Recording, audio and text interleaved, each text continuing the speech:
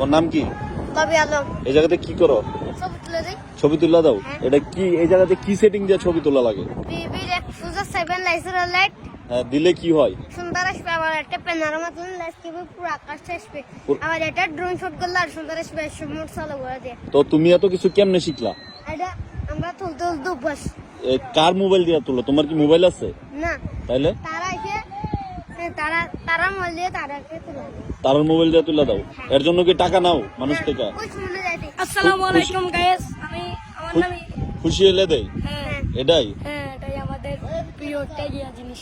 কি প্রিয়টা জিনিস। প্রিয় একটা জিনিস?